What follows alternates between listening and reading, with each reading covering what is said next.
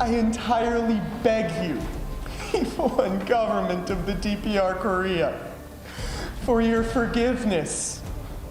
Please, I have made the worst mistake of my life. Please save my life.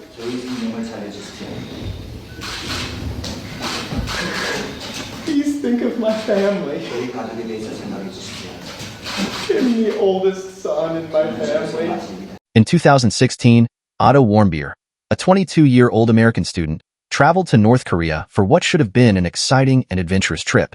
However, his visit to one of the world's most secretive and dangerous countries ended in an unimaginable tragedy. Otto, once a promising young college student, was arrested by North Korean authorities and sentenced to 15 years of hard labor for an alleged crime that many believe he did not commit.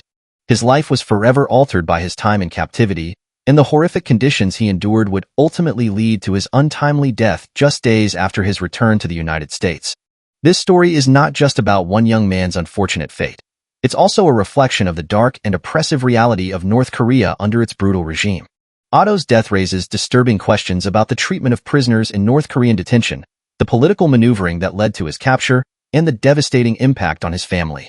In this video, we'll examine the shocking case of Otto Warmbier, explore the chilling details of his arrest and treatment, and try to understand why his death serves as a tragic reminder of the dangers of a regime that is willing to use its citizens and foreign tourists as pawns in a much larger political game. But before we dive into today's topic, please hit that subscribe button to help us reach our goal of 1,000 subscribers. Your support means the world to us, and it's greatly appreciated. Otto Warmbier was a bright and motivated young man. Born and raised in Cincinnati, Ohio, he excelled in academics and sports throughout his school years. Otto graduated from Wyoming High School in 2013 with the second highest GPA in his class, earning a scholarship to the University of Virginia. There, he studied commerce, economics, and global sustainability, while also participating in various extracurricular activities. At the time of his tragic journey, Otto was 22 years old and in the final semester of his undergraduate studies. He had plans to graduate in May 2016 and pursue a career in banking. Otto had already traveled extensively during his time in college, visiting countries like Israel, Cuba, and Ecuador, and he had a deep fascination with learning about different cultures. His wanderlust and adventurous spirit led him to book a trip to North Korea, a destination that few tourists ever experience. North Korea, however, is not like any other country Otto had visited before. Under the totalitarian rule of Kim Jong-un, it is a place where basic freedoms are stripped away, and foreigners are viewed with suspicion. Yet, Otto, like many before him, was drawn by the allure of exploring the forbidden and the unknown. In early 2016, Otto was studying abroad in Hong Kong, just a few months before he was set to return home to the United States. Seeking one last adventure before graduation, he signed up for a 5-day, 4-night tour of North Korea with Young Pioneer Tours, a company that specialized in organizing budget trips to countries with political and social restrictions. The company's slogan, "Destinations Your Mother Would Rather You Stayed Away From," was both a warning and an invitation for thrill-seekers like Otto. Though the U.S. government had issued a stern warning against traveling to North Korea, Otto was undeterred. He joined a group of tourists that included people from Canada, Australia, and Europe. Despite the official travel advisory, Otto felt that the trip was safe, and he was excited to experience life in a country closed off from the rest of the world. Otto's group spent New Year's Eve in Pyongyang, the North Korean capital, celebrating with locals and tourists. At first, everything seemed to be going as planned. Otto made new friends, explored the streets, and even took in some of the government-approved sites. For a brief moment, Otto was just another tourist visiting a mysterious land. However, that moment of peace would not last long. On January 2, 2016, the day Otto's group was scheduled to depart North Korea, everything took a dramatic turn. As the group was heading to the airport, Otto was pulled aside by 2 North Korean soldiers. His travel companion, Danny Grattan, who had been with Otto throughout the trip, later recalled that Otto was taken away with little fanfare. The group boarded the plane without him, assuming that it was simply a routine check or a medical issue. But in reality, Otto was being arrested for a crime he would later be forced to confess to on national television. The North Korean authorities claimed that Otto had tried to steal a propaganda poster from a hotel. According to their version of events, Otto had removed a poster depicting the regime's leader, Kim Jong-un, from a hotel wall as part of a larger, sinister plot to undermine the government. Despite the severity of the charge, It seemed almost impossible to believe that Otto, an innocent and naive tourist, would deliberately attempt to steal a poster from a government-run hotel in the country that prizes loyalty and devotion to its leaders above all else.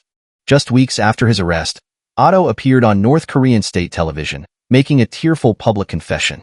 The footage was shocking, showing Otto reading from a script, detailing how he had attempted to steal the poster in order to bring it back as a trophy for a secret society at the University of Virginia. He claimed that the society, which was allegedly tied to the CIA, had instructed him to carry out the mission. Otto's confession felt out of place. His words were robotic, forced, and inconsistent with the kind-hearted, non-political person his family and friends knew him to be. The entire confession was likely coerced under duress.